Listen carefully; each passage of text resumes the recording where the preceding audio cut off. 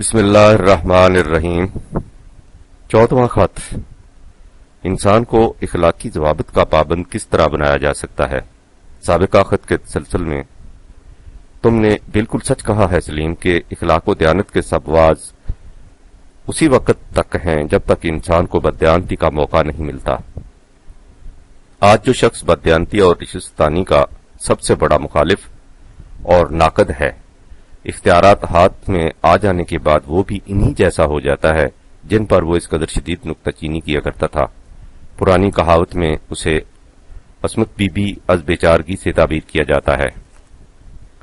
تم نے سلیم بات تو چھوٹی سی اور بظاہر پیش پا افتادہ کہی ہے، لیکن اس کے نتائج و عواقب پر غور کرو تو وہ بہت دور رس ہیں۔ ساری دنیا کے انسانوں پر غور کرو، کوئی قوم حتیٰ کہ کوئی فرد ایسا نہ ملے گا جو یہ کہتا ہو کہ جھوٹ بولنا اچھا ہے، چوری ضرور کرنی چاہیے، لوگوں پر ظلم کرنا، دوسروں کا حق دبا لینا، غریبوں کو ستانا نہایت مستحسن کام ہے۔ کوئی شخص یہ نہیں کہے گا، لیکن اس کے باوجود دنیا میں ہر جگہ ہوتا یہی دکھائی دے گا۔ دنیا کی تاریخ پر غور کرو، ساری تاریخ اسی تضاد قول و عمل سے بھری پڑی ہے۔ انسان نے ہمیشہ اخلاقی ضوابط کی تعریف کی ہے، لیکن عمل اس کے خلاف کیا۔ یہی کچھ شروع سے ہوتا چلا آیا ہے، یہی آج ہو رہا ہے۔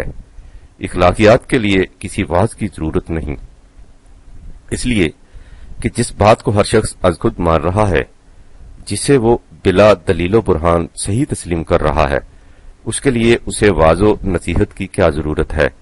تم کسی سے کہو کہ سچ بولنا بہت اچھا ہے، وہ بلا تعمل کہتے گا درینچے شک، لیکن جب اسے ضرورت پڑے گی بلا توقف جھوٹ بول دے گا۔ تاریخ اس پر شاہد ہے اور ہمارا تجربہ اس پر گواہ کہ تنہا اخلاقی ضوابط، ایتھیکل کوڈز انسان میں کوئی اصلاح نہیں پیدا کر سکے، نہ پہلے کر سکے تھے، نہ آج کر رہے ہیں۔ انسان نے ہمیشہ اخلاقی ضوابط کو سراہا ہے اور ہمیشہ ان کے خلاف عمل کیا ہے۔ تمہارے اخلاقیین کی کوئی مقدس آرزو اس حقیقت کو جھٹلا نہیں سکتی۔ سقراط کا خیال تھا کہ انسان برائی اس لیے کرتا ہے کہ اسے علم نہیں ہوتا کہ وہ برائی ہے۔ نیکی اور برائی میں تمیز ہو جانے کے بعد کوئی شخص برائی کی طرف مائل نہیں ہو سکتا۔ دیکھو کہ انسان کی تاریخ سقراط کے اس حسن ظن کو کس قدر جھٹلا رہی ہے۔ کسے معلوم نہیں کہ جھوٹ برا ہے اور سچ اچھا، لیکن اس تمیز کے بعد کتنے ہیں جو جھوٹ سے اجتناب کرتے ہیں اور سچ کا التزام۔ میں یہ لکھ رہا ہوں اور تمہارے تبسم زیر لب کو بھی کنکھیوں سے دیکھتا جا رہا ہوں، جو تمہارے ان خیالات کی غمبازی کر رہا ہے کہ اس سے معلوم ہوا کہ انسان کی فطرت ہی بدواقع ہوئی ہے۔ میں تمہیں پہلے بتا چکا ہوں کہ انسانی فطرت کا تصور ہی غلط ہے۔ انسان کی کوئی فطرت نہیں، نہ نیک نہ بد۔ خامہ قدرت نے اس کی لوح جبین کو بالکل خالی رکھا ہے کہ وہ خود اپنے قلم سے جو کچھ چاہے اس پر لکھ لے، لہذا مذکورہ صدر حقائق و شواہد سے اس نتیجہ پر پہنچ جانا کہ انسانی فطرت ہی بدواقع ہوئی ہے، ایسی عمارت کی تعمیر ہے جس کی بنیاد ہی نہ ہو۔ اس قسم کے اعلانات ورڈکٹس در حقیقت اخلاقیین کے اعتراف شکست کے مرادف ہیں۔ اس حقیقت کو تو وہ چھپا نہیں سکتے کہ ان کے اخلاقی مواعظ انسانی اصلاح میں کامیاب نہیں ہوتے۔ اب بجائے اس کے کہ وہ یہ دیکھنے کی کوشش کریں کہ اس معاملے میں ان کی اپنی غلطی کہاں ہے، وہ اپنی شکست پندار کو اس فریب میں چھپانے کی کوشش کرتے ہیں کہ انسان کی فطرت ہی بدواقع ہوئی ہے۔ اس باب میں سب سے بڑی شکست عیسائی کو ہوئی۔ عیسائیت حضرت مسیح علیہ السلام کی نہیں بلکہ ان کے نام لیواؤں کی خود ساختہ عیسائیت کا مدار ہی اخلاقی مواعظ پر تھا، اس لیے کہ یہ عیسائیت کمزوروں اور محکوموں کا مذہب تھی اور منفعلانہ اخلاق کے نام پر اپیلیں کمزور ہی کیا کرتے تھے۔ جس شخص کے پاس اپنی حفاظت کا سامان موجود ہے اور مدافعت کی قوت حاصل، وہ چور اور ڈاکو سے رحم کی درخواست نہیں کرتا، وہ ان کے حملے کا جواب بندوق کی گولی سے دیتا ہے۔ جس کے پاس مدافعت کا سامان اور غلبے کی قوت نہیں ہوتی، وہ دوسروں سے ڈرتا ہے اور ان کے رقیق جذبات سے اپیلیں کر کے رحم کی درخواستیں کرتا ہے۔ عیسائیت میں اس کا نام رہبانیت کی زندگی ہے۔ رہب کے معنی ہی خوف کے ہیں۔ اس طرح ڈر ڈر کر زندگی بسر کرنے کا مسلک حضرت مسیح کی تعلیم نہیں تھی، یہ اس تعلیم کے دشمنوں کی سازش کا نتیجہ تھی جنہوں نے حضرت عیسیٰ کے انقلاب آفرین نظام زندگی دین کو رہبانیت میں بدل کر اپنی آتش انتقام کو ٹھنڈا کیا۔ یہی وہ حربہ تھا جو اسلام کے خلاف اس کے دشمنوں نے استعمال کیا تھا۔ جب اس طرح دین کی انقلاب سامانی رہبانیت کی پند آفرینی میں بدل گئی تو شر کی قوتیں بدلگام ہو گئیں۔ اب ان مبلغین اخلاقیات نے دوسروں کو اور شاید اپنے آپ کو بھی یہ کہہ کر دھوکہ دے لیا کہ انسان کی فطرت ہی بدواقع ہوئی ہے، جو اس پر اخلاقی مواعظ کا اثر نہیں ہوتا۔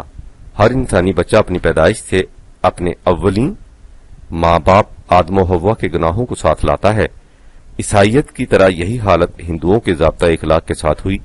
انہوں نے انفرادی طور پر تو یہ کہہ دیا کہ ہر انسان اپنے موجودہ جنم میں اپنے سابقہ جنم کی سزا بھگتنے کے لیے آتا ہے، یعنی وہ گناہوں کی کثافت اور آلائش کو اپنی پیدائش کے ساتھ ہی لاتا ہے۔ اس میں بھی عیسائیت کے اس عقیدے کی جھلک صاف نظر آتی ہے جس کا ذکر اوپر کیا گیا جا چکا ہے، اور اجتماعی طور پر انہوں نے انسانی تاریخ کو مختلف زمانوں جگوں میں تقسیم کر دیا۔ گزشتہ زمانہ ستجگ سچائی کا دور قرار پا گیا کیونکہ وہ گزر چکا تھا، اور موجودہ زمانہ کل یگ جھوٹ کا دور بات وہی ہے، یعنی اپنے آپ کو ملزم ٹھہرانے کی بجائے انسانی فطرت یا زمانے کے چکر کو ملزم قرار دے دیا جائے۔ یہی کچھ مجوسیت میں ہوا۔ انہوں نے دنیا میں خیر و شر کو دو مستقل قوتیں قرار دے دیا اور اس کے بعد اپنے آپ کو یہ فریب دے لیا کہ شر کی قوتوں پر پند و نصاح کا اثر ہو ہی نہیں سکتا، کیونکہ شر مستقل طور پر اپنا وجود رکھتا ہے جسے معدوم نہیں کیا جا سکتا۔ بدھ مت والے اور آگے بڑھے تو انہوں نے عیسائیت کی رہبانیت کی طرح کہہ دیا کہ مادہ خالص شر ہے، یہ دنیا جیل خانہ ہے، نجات اس میں ہے کہ انسان اسے چھوڑ کر بھاگ جائے۔ آج سلیم ساری دنیا میں اخلاقی مبلغین کا یہی نقشہ ہے، کہیں انسانی فطرت کو بد قرار دیا جاتا ہے، کوئی اس زمانہ کو کلجگ کہہ کر اپنے دل کو تسکین دے لیتا ہے، کوئی اسے قرب قیامت اور 14ویں صدی سے تعبیر کر کے مطمئن ہو جاتا ہے، اور پھر اپنی مایوسیوں کے آسرے اور زندگی کے سہارے ڈھونڈنے کے لیے اس قسم کی پناہگاہیں تراشتا ہے۔ اور اس کے بعد اور ایک دور آئے گا جس میں ایک آنے والا عالم بالا سے ظہور پذیر ہوگا اور اس کے ہاتھوں شر کا خاتمہ اور اخلاق کی فتح ہوگی۔ انسان شروع سے اسی فریب میں مبتلا چلا آ رہا ہے اور اسی فریب میں مبتلا چلا جا رہا ہے۔ بالادست قوتوں کی یہ کتنی بڑی سازش تھی کہ انہوں نے زیر دست انسانوں کے کان میں یہ افسون پھونک دیا کہ تم نیک بنو، برائیوں کو چھوڑ دو، کہ مالا جپتے رہو، دنیا خود سدھر جائے گی۔ اب تمہارے دل میں یہ خیال پیدا ہوگا کہ جب انسان اپنی فطرت میں بد نہیں تو پھر دنیا میں یہ فساد کیوں ہے، اور جب اخلاقی مواعظ بیکار ہیں تو پھر اس فساد کی اصلاح کی کیا صورت ہے؟ قرآن انہی سوالات کا جواب دیتا ہے، یا یوں کہو کہ وہ آیا ہی ان سوالات کا جواب دینے اور ان مشکلات کا حل بتانے کے لیے تھا۔ اسے یاد رکھو کہ قرآن کسی کو فریب میں مبتلا نہیں رکھتا، وہ حقائق ریالٹیز سے منہ نہیں موڑتا، بلکہ وہ ان کا کھلے بندوں سامنا کرتا ہے۔ وہ کہتا ہے کہ دنیا میں انسان بستے ہیں اور انسان جیسے کچھ ہیں ہمارے سامنے ہیں۔ وہ انسانی کمزوریوں کو گناتا ہے، وہ اس کی جاذب نگاہ چیزوں کو ایک ایک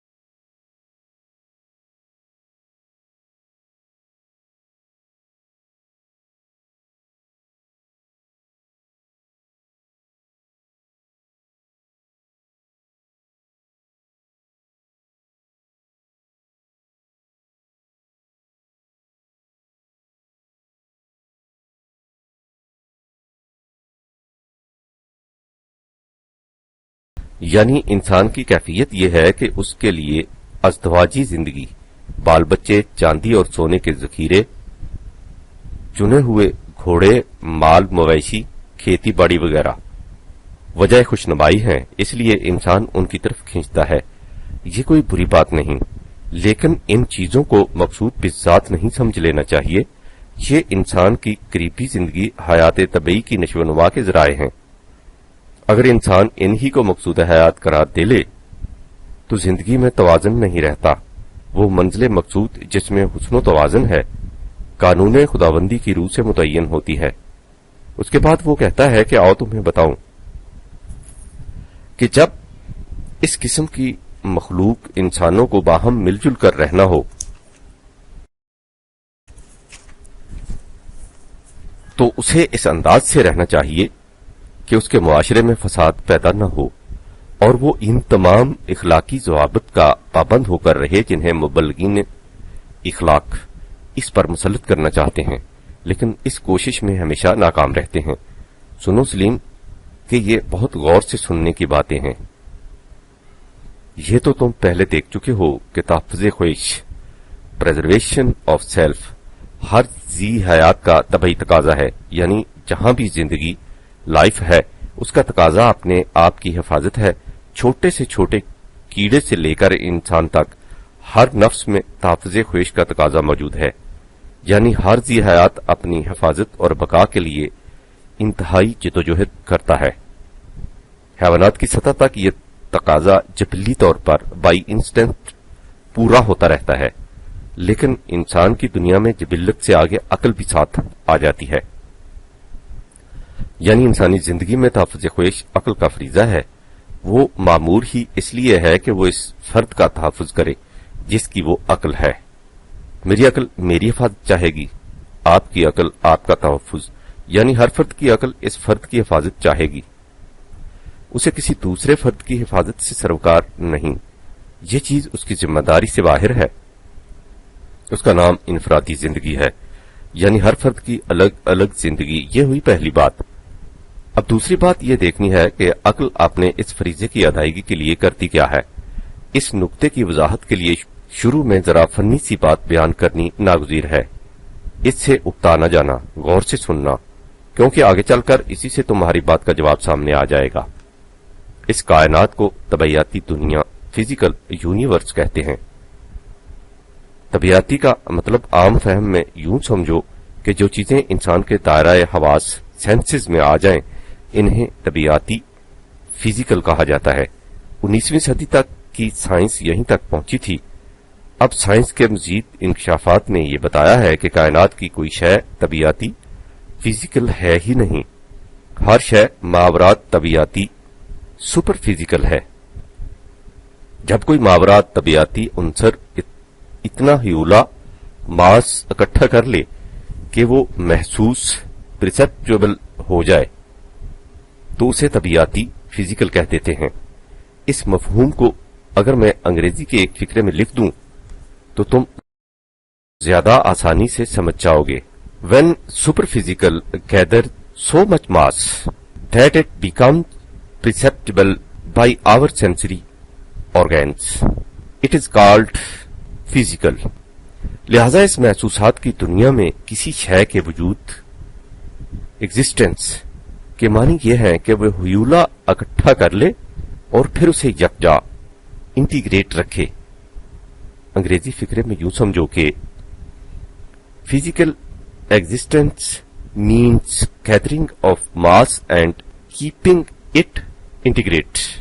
عقل انسانی نے یہی سیکھا ہے کہ فرد کی ہستی ایگزسٹنس کو قائم رکھنے کا ایک ہی طریقہ ہے، جامع کلیکٹنگ اور گیدرنگ ماس، فا او آ ود ہولڈنگ اور کیپنگ اٹ انٹیگریٹ، جمع کرنا اور پھر اسے سمیٹ کر رکھنا۔ اسے تحفظ خواہش کی یہی تدبیر یاد ہے، اس لیے وہ ہر وقت اسی میں مصروف رہتی ہے۔ قرآنی الفاظ میں جامع فا او آ 70/18۔ غور کرو سلیم، جب کسی معاشرے کی صورت یہ ہو جائے کہ اس میں ہر فرد کچھ سمیٹنے اور سمیٹ کر اپنی ذات تک محدود رکھنے کی فکر میں سرگرداں ہو تو اس معاشرے میں فساد ناہمواریوں کے سوا اور کیا ہوگا؟ یہ دوسری بات ہو گئی۔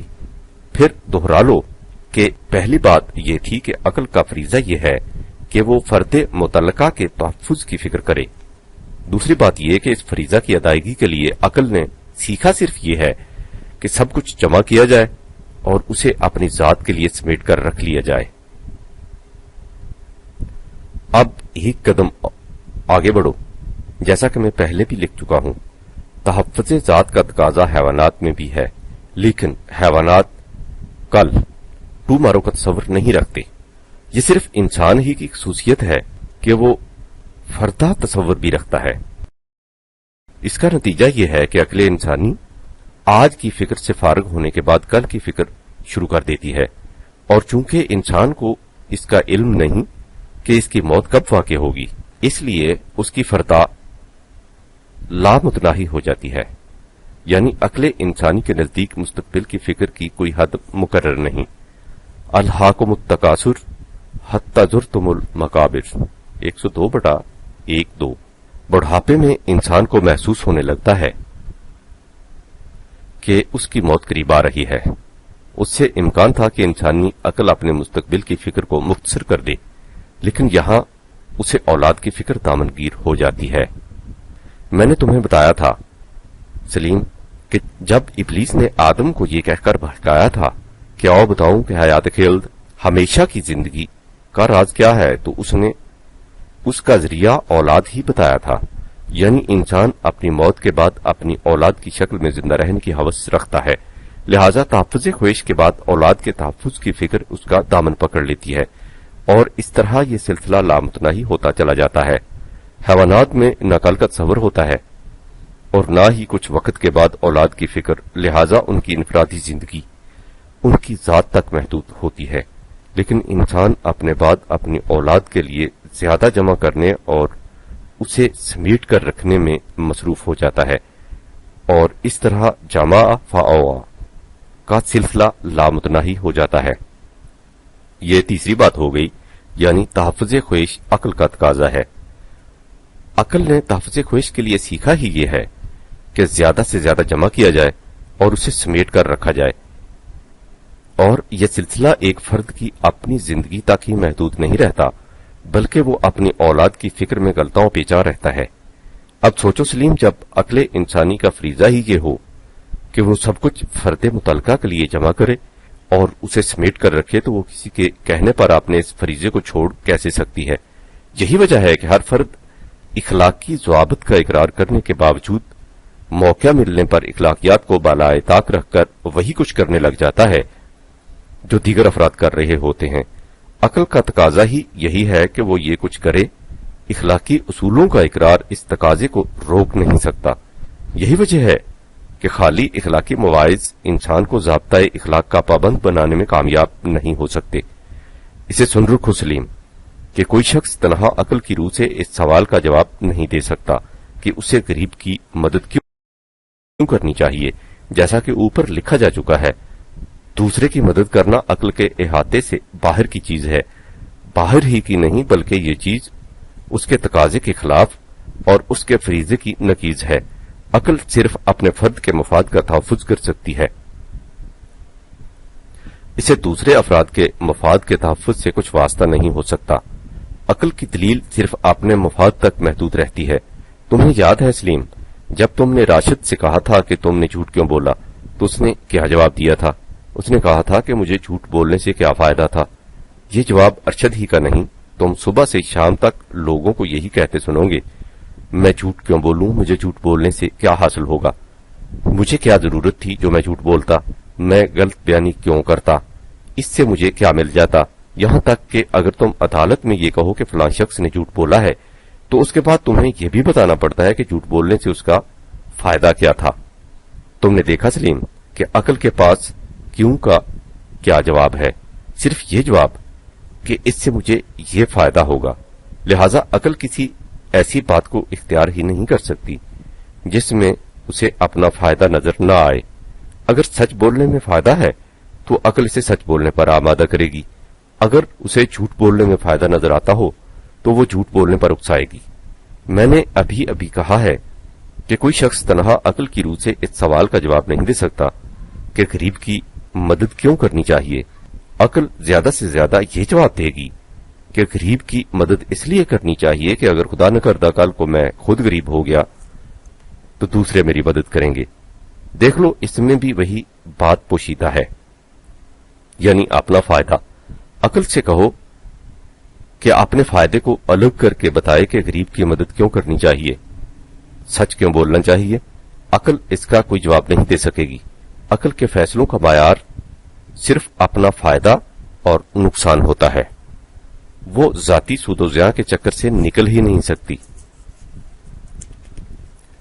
لیکن اس سے سلیم یہ نہ سمجھ لینا کہ یہ چیز عقل کے خلاف بطور جرم عائد کی جا رہی ہے۔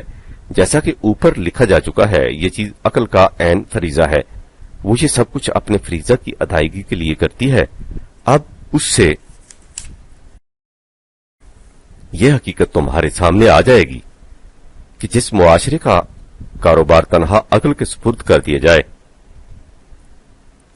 اس میں انسان کی حالت کیا ہوگی؟ یہی جو آج ہو رہی ہے۔ دوسری اور نہایت اہم بات جسے اس مقام پر سمجھ لینا ضروری ہے، یہ ہے کہ جس عقل کے متعلق یہاں گفتگو ہو رہی ہے، وہ عقل کا وہ خام ان ڈیولپڈ درجہ ہے جس میں وہ انسانی جذبات کے لیے بطور اعلی کار کام کرتی ہے۔ اس عقل میں اور جذبات میں بس اتنا فرق سمجھو کہ جذبات انسان کے دل میں ایک آرزو پیدا کرتے ہیں اور اس کی یہ عقل اس آرزو کے صحیح ہونے کے دلائل فراہم کرتی اور اس کے حصول کی تدبیریں سمجھاتی ہے۔ علامہ اقبال اس عقل کو عقل خودبین کی اصطلاح سے تعبیر کرتے ہیں۔ اس کے مقابلے میں عقل جہاں بین ہے، جو اس خاص فرد کے مفاد کو نہیں بلکہ پوری انسانیت کے مفاد کو دیکھتی ہے۔ یہ وہ تربیت یافتہ عقل ہے جو وحی کی رہنمائی میں کام کرتی ہے۔ اس اجمال کی تفصیل کسی دوسرے مقام پر آئے گی۔ اس وقت ہم جس عقل کے متعلق گفتگو کر رہے ہیں وہ عقل خودبین ہے، جو فرد متعلقہ کے مفاد سے زیادہ کچھ سوچ نہیں سکتی۔ اب سوال یہ پیدا ہوتا ہے کہ اس خرابی کا علاج کیا ہے؟ عقل کا تقاضا انفرادی مفاد کا تحفظ ہے اور اس سے معاشرتی ناہمواریاں پیدا ہوتی ہیں۔ عقل کو چھوڑتے ہیں تو پاگل کہلاتے ہیں، بلکہ یوں کہیے کہ اپنے مفاد کی حفاظت کرنے والی عقل کو چھوڑنا انسان کے بس کی بات ہی نہیں۔ لہذا کیا جائے تو کیا کیا جائے؟ تم نے ایک مرتبہ لکھا تھا کہ تمہارے ہاں سرکاری ہسپتال کا کمپاؤنڈر خلیل احمد بڑا اچھا آدمی تھا، دن بھر مریض آتے رہتے، وہ انہیں قیمتی سے قیمتی دوائیاں نسخوں کے مطابق تیار کر کے نہایت خندہ پیشانی سے مفت دیتا رہتا تھا۔ اس میں امیر و غریب، ادنا اور اعلیٰ کی کوئی تمیز نہیں ہوتی تھی۔ وہ دوائی دینے سے پہلے کبھی نہیں پوچھتا تھا کہ مریض کی جیب میں پیسے بھی ہیں یا نہیں۔ نسخہ تیار کرتے وقت کبھی نہیں سوچتا تھا کہ اس میں ایسی قیمتی دوائی کیوں ڈالی جائے۔ اس کے بعد میں نے سنا کہ اسی خلیق احمد نے ملازمت چھوڑ کر چوک میں اپنی دکان کر لی اور اب یہ عالم ہے کہ مریض درد سے کراہ رہا ہے، لیکن اس کی نگاہ اس کی جیب پر ہوتی ہے کہ اس میں دوائی کی قیمت دینے کے لیے کچھ ہے بھی یا نہیں۔ وہی خلیق احمد جو پہلے امیر اور غریب میں کوئی تمیز نہیں کرتا تھا اور سب کو ایک جیسی دوائی دیتا تھا، اب مریض کی جیب کے مطابق دوائی دیتا ہے۔ اب اس میں وہ خوبیاں نہیں رہیں جو پہلے تھیں، بلکہ سنا ہے کہ نسخوں میں قیمتی دوائیاں ڈالتا ہی نہیں۔ تم نے سوچا سلیم کہ خلیق احمد میں اتنا بڑا فرق کیوں آ گیا؟ اب اس کی وہ پہلی خوبیاں کہاں چلی گئیں؟ بات بادنا تعمق سمجھ میں آ جائے گی۔ جب وہ سرکاری ہسپتال میں تھا تو اس کے رزق کی ذمہ داری ہسپتال نے لے رکھی تھی، اس لیے وہ دن بھر بڑی خندہ پیشانی سے دوائیاں بانٹتا رہتا تھا، لیکن اب اسے اپنے اور اپنی اولاد کے تحفظ ذات کی فکر خود کرنی پڑتی ہے۔ اب اسے اپنا رزق انہی دوائیوں سے پیدا کرنا ہے، اس لیے اب وہی خلیق چوک کے دکانداروں میں سے ایک دکاندار بن گیا ہے۔ تم نے دیکھا سلیم کہ اگر انسان کے تحفظ خویش کے اسباب و ذرائع کی فراہم کرنے کی ذمہ داری کوئی اور لے لے تو پھر انسان میں ذاتی مفاد کی جگہ دوسروں کے مفاد کا خیال نمایاں طور پر سامنے آ جاتا ہے۔ تم یہ کہہ سکتے ہو کہ ایسے لوگ بھی تو ہیں کہ خلیق کی طرح ان کی تنخواہیں بھی مقرر ہیں، لیکن اس کے باوجود ناجائز طریقے سے روپیہ بٹورنے سے باز نہیں آتے۔ اس کی بنیادی وجہ یہ ہے کہ خواہ شعوری طور پر انہیں اس کا علم ہو یا نہ ہو، ایسے لوگوں کو یقین نہیں ہوتا کہ ان کی تنخواہ ان کی عقل کے تقاضے کے مطابق ان کی تمام عمر اور ان کی اولاد کے کامل تحفظ کے لیے کفایت کر سکتی ہے، اس لیے وہ زیادہ سمیٹنے کی فکر کرتے ہیں۔ اگر انہیں یقین ہو جائے کہ ان کی اپنی اور ان کے متعلقین کی حفاظت کی پوری ذمہ داری کسی اور نے لے رکھی ہے تو اس کے بعد انہیں ناجائز طریقے سے کچھ حاصل کرنے کی ضرورت ہی نہیں رہتی۔ میں جانتا ہوں کہ ایسے لوگ بھی ہیں جن کے پاس اتنا کچھ ہے کہ وہ ان کی اور ان کی اولاد کے تحفظ کے لیے کافی سے زیادہ ہے، لیکن اس کے باوجود ان کی حوث زر اندوزی کی تسکین نہیں ہوتی۔ سو اول تو اس قسم کی ذہنیتیں ایب نارمل ہوتی ہیں اور ایک دوسرے سے بڑھنے کا جذبہ انہیں چین نہیں لینے دیتا۔ دوسرے یہ کہ اس قسم کی حوث غیر شعوری طور پر ہمارے معاشرتی اور معاشی نظام کا نتیجہ ہے، جس میں کسی انسان کو کسی وقت بھی اپنے مستقبل کے متعلق پورا اطمینان نصیب نہیں ہو سکتا۔ یہی عدم اطمینان اور فقدان یقین ہے جس کی وجہ سے انسان اس طرح مارا پھر رہا ہے۔ لہذا دو باتیں ہمارے سامنے آ گئیں، ایک تو یہ کہ ہر فرد معاشرہ کی اپنی اور اس کے متعلقین کی ذات کی حفاظت کے لیے سامان و ذرائع یعنی بنیادی ضروریات زندگی کی ذمہ داری کسی اور پر ہونی چاہیے، اور دوسرے یہ کہ اس ذمہ داری کے متعلق افراد معاشرہ کو پورا یقین ہونا چاہیے کہ اس میں کبھی کوتاہی نہیں ہوگی، یہ سہارا کبھی دگا نہیں دے گا، لا انفصام لہا، یہ رسی کبھی ٹوٹے گی نہیں۔ اب یہ بات واضح ہے سلیم کہ اگر کہیں ایسا معاشرہ قائم ہو جائے تو اس میں عقل کا وہ تقاضا خود پورا ہو جائے گا جس کی خاطر وہ انفرادی مفاد کے تحفظ کے لیے اس طرح حیران و سرگرداں پھر رہی تھی، اور اس مفاد کے حصول کے لیے جائز و ناجائز سب کچھ کر رہی ہے۔ جب عقل اس طرح مطمئن ہو جائے تو انسانی معاشرے کی بیشتر خرابیاں خود دور ہو جاتی ہیں۔ قرآن اسی قسم کا معاشرہ قائم کرنا چاہتا ہے، اسے وہ قیام صلاۃ کی جامع اصطلاح سے تعبیر کرتا ہے۔ اسی نظام کے متعلق وہ کہتا ہے کہ ان الصلاۃ تنہی عن الفحشاء والمنکر، 29/45۔ نظام صلاۃ فحشاء و منکر سے روکتا ہے۔ ان دو الفاظ پر غور کرو سلیم۔ فحش کے عام معنی تو حد سے تجاوز کرنا ہے، لیکن اس کے ایک معنی بہت زیادہ بخل کے بھی ہیں، چنانچہ سورہ بقرہ میں ہے الشیطان یعدکم الفقر ویامرکم بالفحشاء، 2/268۔ شیطان تمہارے دل میں تنگ دستی کا خوف پیدا کر کے تمہیں بخل کی تعلیم دیتا ہے۔ یہاں فحشاء کے معنی بخل ہیں، یعنی دولت جمع کر کے اپنی ذات تک سمیٹ رکھنا۔ دوسرا لفظ منکر ہے جس کا مادہ نکر ہے۔ اس کے اہم معنی عقل فریبکار، انٹیلیجنس مکسڈ ود کننگنس کے ہیں۔ تنہا کے معنی روکنا ہے، ناہیتا عقل کو کہتے ہیں، یعنی خود بھی ایک مقام پر پہنچ کر رک جانے والی اور دوسروں کو بھی روک دینے والی۔ لہذا الصلاۃ وہ نظام معاشرہ ہے جس میں افراد معاشرہ دولت کو سمیٹ کر اپنی ذات تک محدود رکھنے، بخل اور عقل فریبکار کی تحریک پر دوسروں کو دھوکہ دینے اور ان سے غیروں کا سا سلوک کرنے منکر سے رک جائیں، اور یہ رکنا عقل و بصیرت کے خلاف نہ ہو بلکہ خود عقل کا تقاضا ہی یہ ہو جائے، یعنی عقل مطمئن ہو جائے کہ اس رک جانے میں اس کا تحفظ ذات کا فریضہ پورا ہو رہا ہے۔ لیکن یہ حصہ قرآنی نظام کا ایک گوشہ ہے، اس میں افراد معاشرہ ان تمام امور سے رک جاتے ہیں جن سے انفرادیت کی انسانیت کچھ ناہمواریاں وجود میں آتی ہیں۔ اس کا دوسرا حصہ آت الزکوٰۃ ہے، جس کے معنی نشو و نما کے اسباب و ذرائع فہم پہنچانے کے ہیں۔ یہ دونوں مل کر قرآنی نظام کا دائرہ مکمل کر دیتے ہیں۔ وہ نظام جس میں ہر فرد معاشرہ عقل خود بین کی نفسا نفسی سے رک کر دوسرے افراد کی مضمر صلاحیتوں کی نشو و نما کے اسباب و ذرائع فراہم کرنے میں مصروف ہو جاتا ہے۔ اس میں عقل مطمئن ہو جاتی ہے کہ اس کے تقاضے بطریق احسن پورے ہو رہے ہیں، اس لیے اسے ناہمواریاں پیدا کرنے کی ضرورت ہی نہیں رہتی۔ तुमने सलीम BA में इकनॉमिक्स तो पढ़ी थी।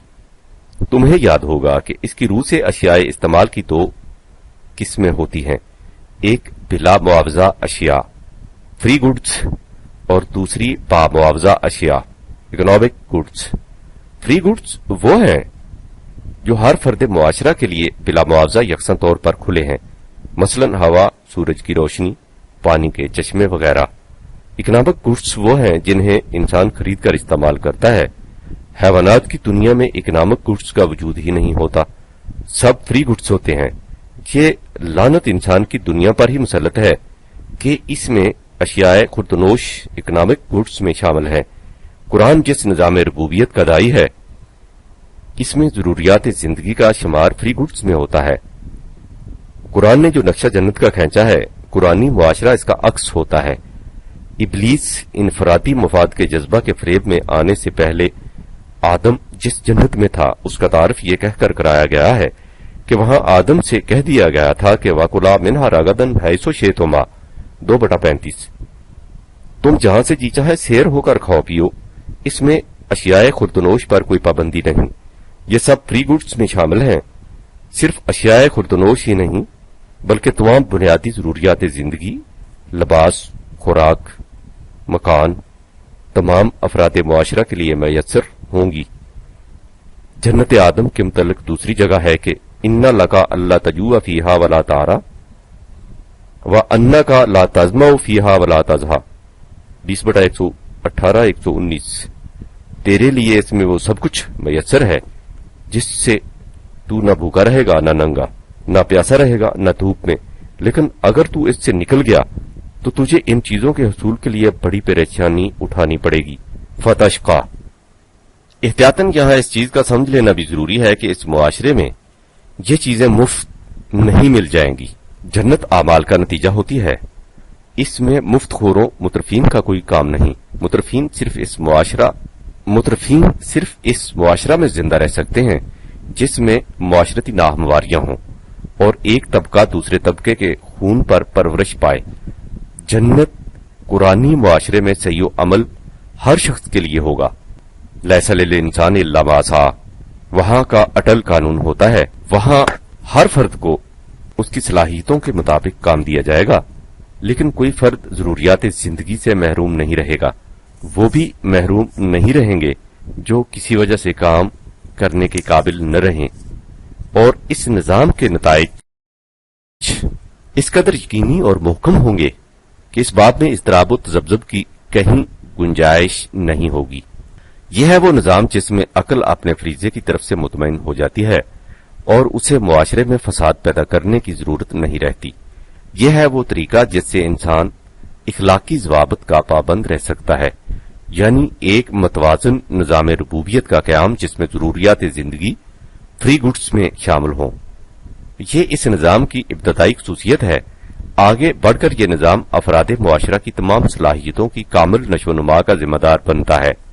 जब जरूरियात जिंदगी फ्री गुड्स में शामिल हों या वो रुपए पैसे से खरीदने की बजाय अशिया के मुबादले बार्टर सिस्टम से हासिल हो जाए, तो इस वक्त मुआशरे का क्या नक्शा होता है, उसका हल्का तस्वुर हमारी गांव की जिंदगी से हो सकता था। आज के गांव की जिंदगी से नहीं, जो इस बाब में अब शहरों से पीछे नहीं रहे। आज से 30-40 साल पहले की गांव की जिंदगी से तुमने सलीम गांव की वो जिंदगी नहीं देखी। इसमें गांव वाले कहा करते थे कि हम तो सिर्फ नमक के लिए शहर वालों के मोहताज हैं, और बस। बात थी भी ठीक। गल्ला, गेहूं, चावल, दालें उनके घर का होता था। दूध, घी, मक्खन सब कुछ घर का। गुड़, शक्कर का मीठा भी घर का।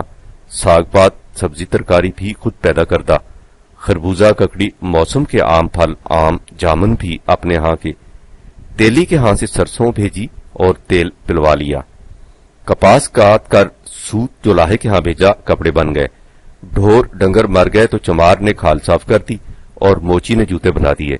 कम्हार ने वहीं से मिट्टी ली और जरूरियात के बर्तन तैयार कर दिए। बढ़ई ने दरख्त काटा और लकड़ी का सामान तैयार कर दिया।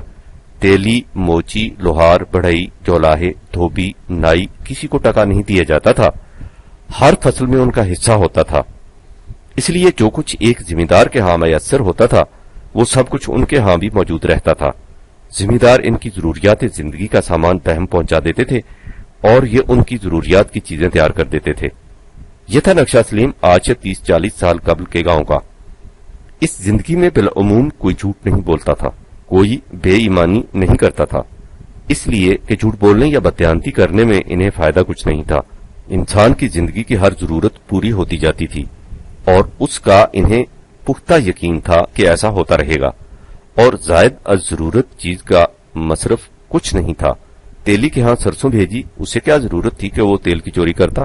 اس کے اپنے ہاں انہی زمینداروں کی دی ہوئی سرسوں موجود تھی جو اس کی ضرورت کے لیے کافی تھی، اور زائد از ضرورت کا مصرف کچھ نہیں تھا۔ یہ تھی وجہ جو اس زندگی میں لوگ عام طور پر سچے اور دیانتدار ہوتے تھے۔ وہ زندگی بڑے اطمینان اور سکون کی تھی جس میں ہر شخص کو ایک دوسرے پر بھروسہ تھا۔ لیکن اس کے بعد جب وہی اشیاء ضرورت پیسوں سے بکنے لگیں تو اس زندگی پر بھی وہ تمام لعنتیں رفتہ رفتہ مسلط ہو گئیں جو تمہاری شہری زندگی کا ترائے امتیاز ہیں۔ اب تمہارا وہی زمیندار من بھر کپاس شہر میں لا کر 10 روپے میں فروخت کرتا اور 10 روپے کی پاؤ بھر ململ خرید کر واپس جاتا ہے۔ وقس علی حاضہ، اب تیلی بھی تیل نکالنے کی اجرت پیسوں میں طلب کرتا اور تیل چوری بھی کرتا ہے، کیونکہ اب زائد ضرورت تیل کے گاہک موجود ہیں۔ اس طرح رفتہ رفتہ گاؤں کا سچ جھوٹ اور دیانتداری بددیانتی میں بدلتی چلی گئی، تاکہ آج شہر اور گاؤں دونوں میں ظہر الفساد فی البر والبحر کا نقشہ پیدا ہو گیا۔ اس سے میرا مطلب یہ نہیں کہ ہم مشینوں سے فائدہ اٹھانے کی بجائے پرانی دیہاتی زندگی کی طرف لوٹ جائیں۔ جو کچھ میں کہنا چاہتا ہوں وہ اگلی سطروں سے واضح ہو جائے گا۔ میں نے ایک چھوٹی سی مثال سے تمہیں سمجھایا ہے کہ اخلاق کی پابندی کس طرح نظام معاشرہ سے وابستہ ہوتی ہے۔ قرآن ایک ایسے معاشرے کی تشکیل چاہتا ہے جس میں افراد معاشرہ کو جھوٹ بولنے اور بددیانتی کرنے کی ضرورت ہی نہ رہے۔ اس طرح وہ اخلاقی ضوابط کے پابند ہو جائیں گے، اور یہ ہوگا ایک متوازن نظام ربوبیت کے قیام سے۔ اخلاق کا مادہ خلق کے لام کاف ہے۔ خلق کے معنی کسی چیز کا اندازہ یا پیمانہ مقرر کرنا ہے جس سے توازن قائم ہوتا ہے۔ خلیق کہتے ہی متوازن کو ہے۔ قرآن نے جب نبی اکرم کے متعلق فرمایا تھا کہ انکا لا علی خلق عظیم 68/4، تو اس سے مطلب یہی تھا کہ انفرادی طور پر حضور کی ذات میں انسانی صلاحیتیں پورے توازن کے ساتھ موجود ہیں، اور اجتماعی طور پر حضور نے اس نظام کو متشکل فرمایا ہے جس سے معاشرہ میں پورا توازن ہے۔ بہرحال ہم نے دیکھ لیا کہ اخلاقی ضوابط کی پابندی واضح و نصیحت سے نہیں ہو سکتی، اس کے لیے نظام ربوبیت کا قیام ضروری ہے۔ اب سوال یہ پیدا ہوتا ہے کہ اس نظام کی تشکیل کس طرح ہو سکتی ہے۔ یہ ظاہر ہے کہ عقل اپنے فریضے یعنی تحفظ خواہش کے لیے اسباب و ذرائع کی فراہمی کی طرف سے اسی صورت میں مطمئن ہو سکتی ہے جب اسے تحفظ خواہش کا یقین ہو جائے۔ عقل کو اس امر کا یقین اسی صورت میں ہو سکتا ہے جب وہ اپنی آنکھوں سے دیکھ لے کہ نظام معاشرہ افراد کے تحفظ خواہش کے اسباب و ذرائع فی الواقع بہم پہنچا رہا ہے۔ خالی وعدے اس اطمینان کا باعث نہیں بن سکتے، خواہ وہ کتنے ہی حسین و جاذب نگاہ کیوں نہ ہوں۔ لیکن مشکل یہ ہے کہ یہ نظام اس قسم کے یقین دلانے کی پوزیشن میں اسی وقت ہو سکتا ہے جب یہ اچھی طرح قائم ہو جائے اور اس کے بوئے ہوئے بیج پھل دینے لگ جائیں۔ یہ سلیم اصل دشواری۔ عقل اس بھروسے پر کہ بیج بویا ہے، پھل لگنے دو، اپنا مسلک چھوڑ نہیں سکتی، اور نظام پھل لگنے سے پہلے عقل کا اطمینان کرا نہیں سکتا۔ لہذا بات کیسے بنے، اس نظام کی ابتدا کیسے ہو؟ تخم ریزی میں عقل دیکھتی ہے کہ کچھ ملنا تو ایک طرف، جو کچھ پاس تھا وہ بھی مٹی میں مل رہا ہے۔ عقل صرف مفاد عاجلہ کو دیکھ سکتی ہے۔ اس سے ظاہر ہے کہ آغاز کار عقل خود بین کی روح سے نہیں ہو سکتا، لہذا دیکھنا یہ ہوگا کہ کیا اس کے سوا کوئی اور قوت بھی ہے جس کی روح سے اس نظام کی ابتدا ہو سکتی ہے۔ یہی اصل سوال ہے، یہی وہ مقام ہے جہاں سے دو اہم مناہج زندگی کی تفریق شروع ہوتی ہے۔ یہیں سے زندگی کے دو مختلف فلسفے سامنے آتے ہیں۔ مغرب کے مادیین پازیٹیوسٹ میٹریلسٹس کا فلسفہ یہ ہے کہ دنیا صرف یہی محسوسات کی دنیا ہے، मादी अनासर की बाहमी तरकीब से किसी न किसी तरह जिंदगी उभर आई और जिंदगी ने इर्तिकाई मनाजिल तय करके इंसान में अक्ल पैदा कर दी। लिहाजा अक्ल के अलावा इंसान के पास कोई और जरिया इल्म नहीं। दूसरा फलसफा जिंदगी यह है कि दुनिया सिर्फ महसूसात की दुनिया नहीं बल्कि उससे मावरा और दुनिया भी है। जिंदगी मादा की पैदावार नहीं, उसका सरचश्मा मादा से मावरा कहीं और है। ये सरचश्मा वो है जहां से खुद मादा को इसका वजूद अता हुआ है। इसलिए इंसान के लिए जरिया इल्म सिर्फ अक्ल नहीं, अक्ल के मावरा एक और सरचश्मा इल्म है जिसे वही कहते हैं। चुनांचे जब इब्लीस अक्ल खुदबीन ने आदम को इस जन्नत से निकाला है जिसमें उसकी बुनियादी जरूरियात जिंदगी की कफालत खुद हो रही थी, यानी खुदा का निजाम रबूबियत, तो आदम से यही कहा गया था कि अगर तुम चाहते हो कि इसी जन्नत को दोबारा हासिल कर लो, यानी फिर से इस निजाम को कायम कर लो, तो अक्ल खुदबीन की रूह से ऐसा नहीं हो सकेगा। उसके लिए मावराए अक्ल हदायत आसमानी की जरूरत होगी। फा इन्नमा यात जन्नकुम मिन्नी हुदन, मेरी तरफ से रहनुमाई मिलती रहेगी। फमन ताबिया हुदाया, बस जो कोई इस ज़ाब्ता कवानीन के मुताबिक निजाम कायम करेगा, फला युजिल्लो वला यशका, तो वो न इन चीजों की तलाश में मारा मारा फिरेगा और न ही उसे इनके हसूल के लिए जिगरपाश मशक्कतें उठानी पड़ेंगी। वमन आराजा अन जिक्री, लेकिन जो इस निजाम से आराज बरतेगा, फा इन्ना लहू मईशतन का, तो उसकी मईशत तंग हो जाए।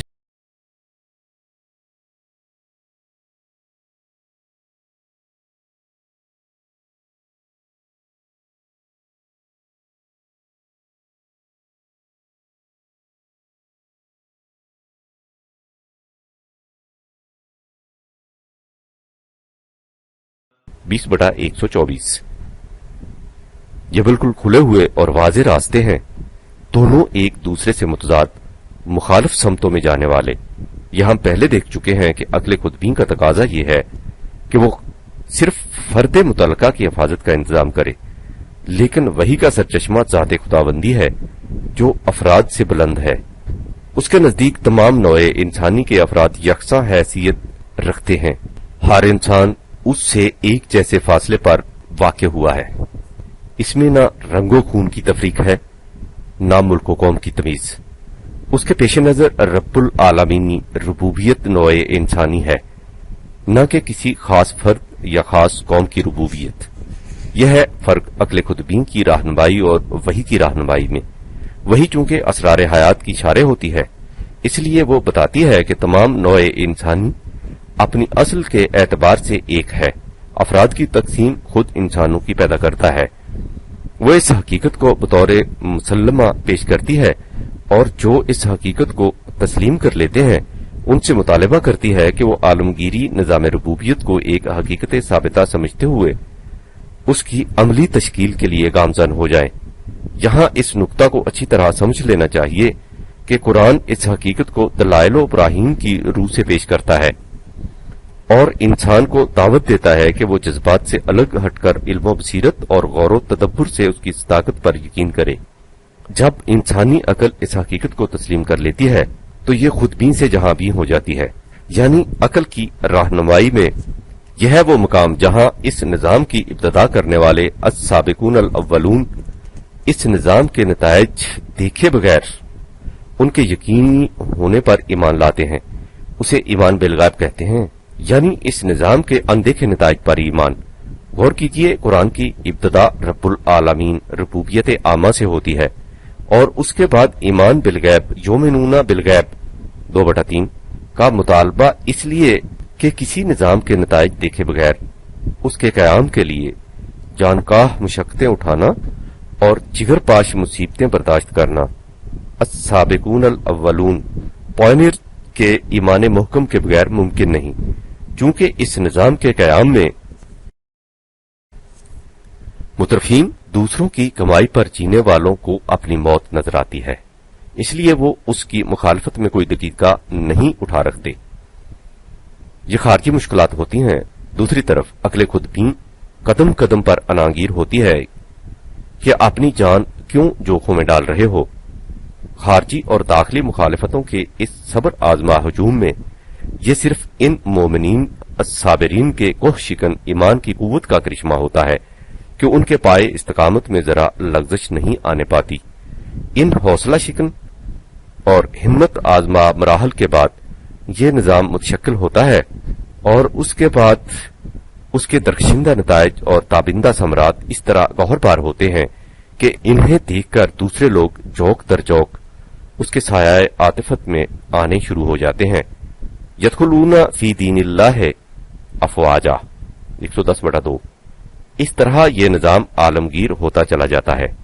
اس نظام کے متشکل اور اس کے نتائج برآمد ہو جانے کے بعد وہی عقل خود بین جو پہلے اس مسلک کو اپنے تقاضوں کا حریف اور اپنے مفاد کا نقیض سمجھتی تھی، اپنی آنکھوں سے دیکھ لیتی ہے کہ جس نظام کو وہ اپنی تنگ نگہی اور کوتاہ دامنی کی وجہ سے مفاد غیر کے تحفظ کا نظام سمجھ رہی تھی، وہ اس کے اپنے مفاد کا ایسا کفیل ہوتا ہے کہ وہ خود اس قسم کا یقینی انتظام کر ہی نہیں سکتی تھی۔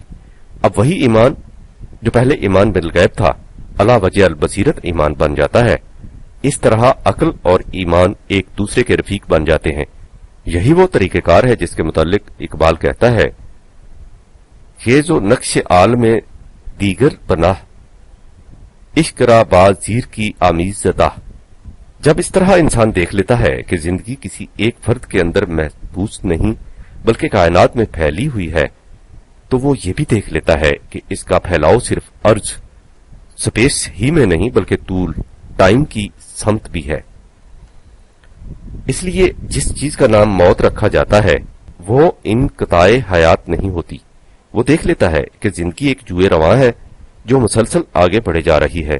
جسے موت کہا جاتا ہے وہ اس کے سوا کچھ نہیں کہ جوئے رواں دامنے صحرا سے صحنے گلستان میں داخل ہو کر باغ کی فصیل کے باہر کھڑے ہونے والوں کی نگاہوں سے اوجھل ہو گئی ہے۔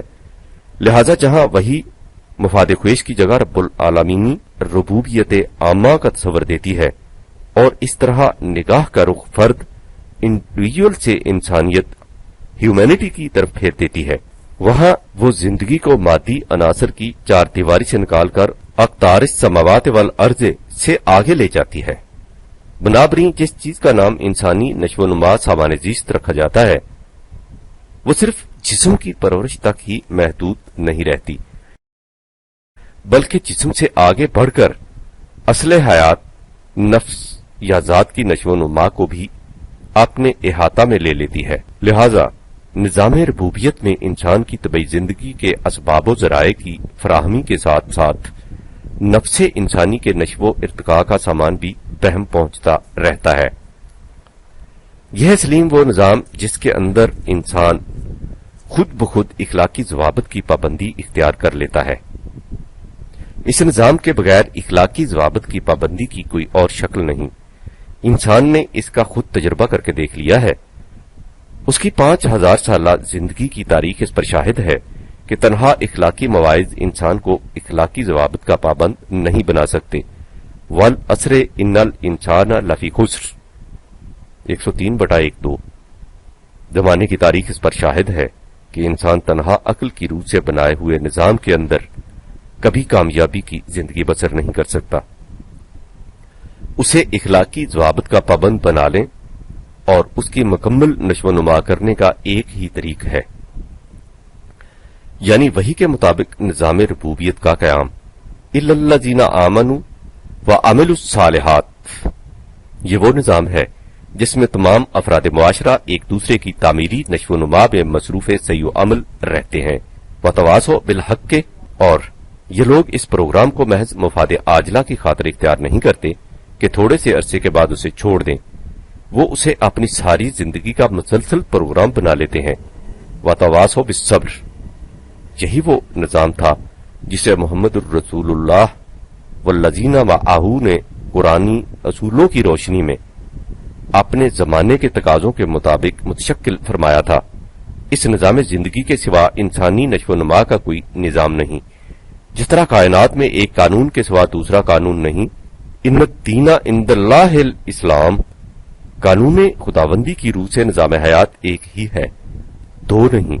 وحدت قانون، یونٹی آف لائف ہی وہ بنیاد ہے جس پر ساری کائنات کا دار و مدار ہے۔ اس لیے انسانی معاشرے کا نظام اور دین بھی ایک ہی ہو سکتا ہے۔ وحدت قانون کے معنی یہ ہے کہ اس قانون کی مثل دوسرا قانون نہ ہو۔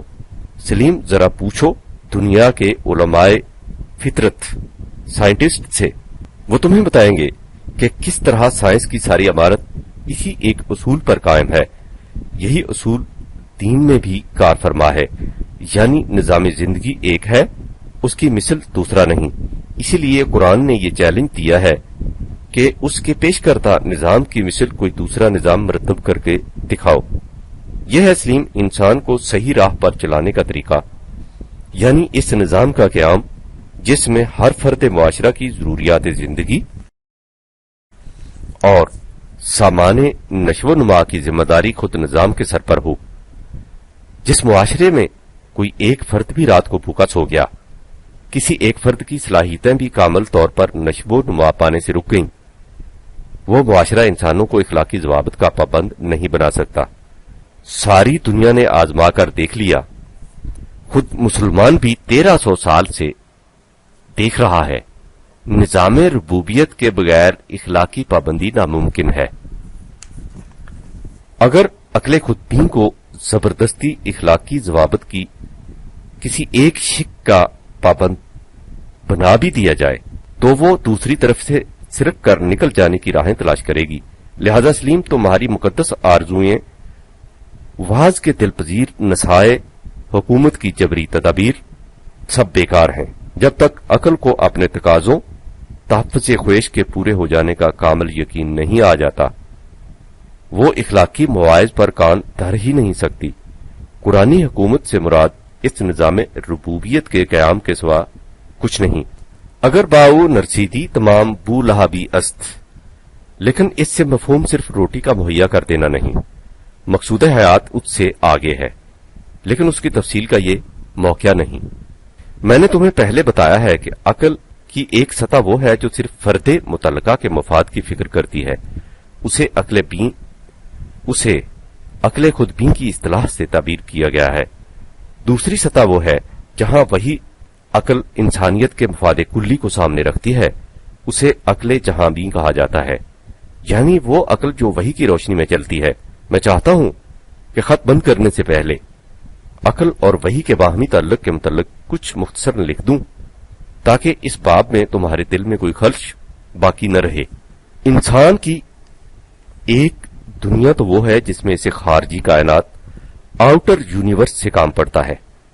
اشیاء کائنات کی ماہیت کا معلوم کرنا، قوانین فطرت کا مطالعہ، فطرت کی قوتوں کی تسخیر، فرش کے ذروں سے لے کر آسمان کے ستاروں تک تمام اشیاء فطرت کے خواص و اثرات کا علم حاصل کرنا، ان میں ربط و ضبط پیدا کر کے جدید اشیاء کا وجود میں لانا، اس سے آگے بڑھیے تو خود انسان کا مطالعہ بحیثیت ایک خارجی شے، آبجیکٹو اسٹڈی کے اس کی طبعی ساخت و پرداخت، اس کے رجحانات و میلانات، اس کے ماضی کی تاریخ، اقوام عالم کے عروج و زوال کے اسباب، اس کے حال کے مسائل، پرابلمز وغیرہ وغیرہ۔ کائنات کے گوشے ایسے ہیں جن میں انسانی علم و عقل، تجربہ اور مشاہدہ اس کی رہنمائی کے لیے کافی ہوتا ہے۔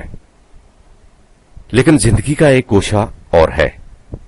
یہ گوشہ وہ ہے جس میں انسان کا معاملہ دوسرے انسانوں سے پڑتا ہے، اسے انسانوں کی معاشرتی یا تمدنی یا اجتماعی زندگی کہا جاتا ہے۔ زندگی کے اس گوشے میں ایک انسان کے مفاد دوسرے انسانوں سے ٹکراتے ہیں، اور چونکہ ہر فرد کی عقل خود بین کا تقاضا اس کے اپنے مفاد کا تحفظ ہوتا ہے، اس لیے اس میدان میں عقول کی جنگ، بیٹل آف وٹس شروع ہو جاتی ہے۔ یہ ہے وہ گوشہ جس میں اگر انسانی عقل کو آزاد چھوڑ دیا جائے تو قدم قدم پر تصادم شروع ہو جاتا ہے اور تمام معاشرہ میں فساد برپا ہو جاتا ہے۔ یہ ہے وہ مقام جہاں عقل خود بین کو ابلیس کہا جاتا ہے۔ قرآن یہ کہتا ہے کہ جب انسان کے معاملات سامنے آئیں تو عقل کو وحی کے تابع رکھو۔ وحی کے اصول انسانوں کے مفاد میں موافقت پیدا کر کے ان کے باہمی تصادم کو مٹا دیتے ہیں۔ جب عقل کو اس طرح وحی کے تابع رکھا جائے، یا یوں کہو کہ عقل سے وحی کی روشنی میں کام لیا جائے، تو عقل کی آنکھ حقیقت کو دیکھ لیتی ہے، اور اس کے بعد اسے نظر آ جاتا ہے کہ اس طریقے عمل سے معاشرہ میں فساد برپا کیے بغیر اس کے مفاد کا تحفظ ہو جاتا ہے۔ اسی طرح وحی کی روشنی میں انسانی عقل خود انسان کی داخلی دنیا کا مطالعہ بھی اسی طرح آبجیکٹیولی کر لیتی ہے جس طرح وہ خارجی دنیا کا مطالعہ کرتی ہے۔ میرا خیال ہے کہ ان اشارات سے تم سمجھ گئے ہوگے کہ عقل کے یہ مختلف گوشے کیا ہیں اور اس کا صحیح مقام کیا، وہ کون سی عقل ہے جس سے کام لینے کی اس قدر تاکید کی جاتی ہے، اور وہ کون سی جسے آزاد چھوڑنے سے اس طرح روکا جاتا ہے۔ جیسا کہ میں نے پہلے کہا ہے، اقبال عقل بے باک کو عقل خود بین کہہ کر پکارتا ہے، اور اس عقل کو جو وحی کے تابع کام کرتی ہے عقل جہاں بین سے تعبیر کرتا ہے، اور یہ ظاہر ہے کہ عقل خود بین دگرو عقل جہاں بین دگرست، بال بلبل دگرو بازوئے شاہین دگرست۔ ایک بات اور بھی قابل غور ہے، میں نے اس خط میں صرف زر اور زمین سے پیدا ہونے والے مفاسد کا ذکر کیا ہے۔ نظام میں ربوبیت میں زن سیکس سے پیدا ہونے والے مفاسد کا علاج کس طرح ہو جاتا ہے اسے کسی دوسرے وقت لکھوں گا۔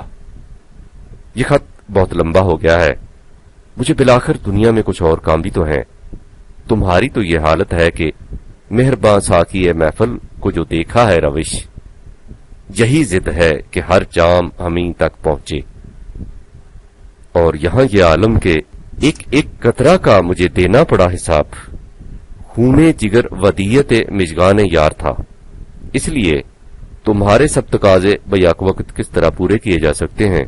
اچھا، خدا حافظ۔ اپریل سن 1954 ء۔